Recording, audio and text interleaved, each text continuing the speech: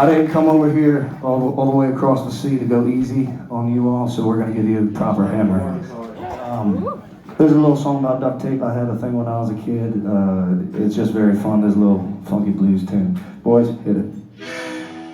Dinala tayo ng ating mga pass sa isang concert. I'm sharing with you one unforgettable experience. Ang concert ng isa sa pinaka-exciting na bagong artist sa country music, Jackson Dean. Kung hindi nyo pa siya kilala, si Jackson Dean ay isang rising country music mula Maryland, USA. Sumikat siya sa kantang Don't Come Looking na umabot pa sa TV series na Yellowstone.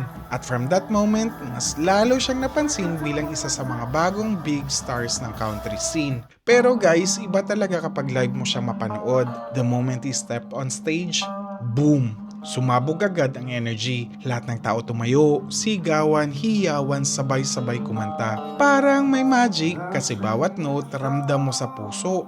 Yung boses niya, grabe, raw, powerful, at parang mas matanda kaysa sa edad niya.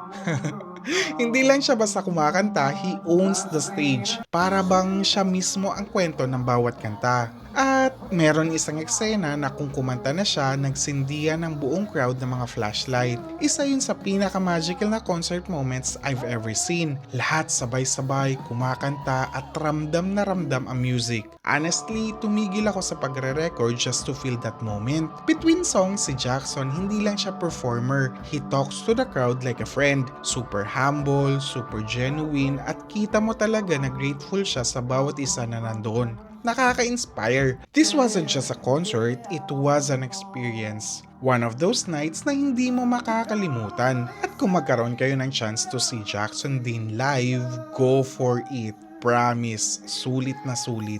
Maraming salamat Jackson Dean for an amazing night. Yun na lang muna. Gracias!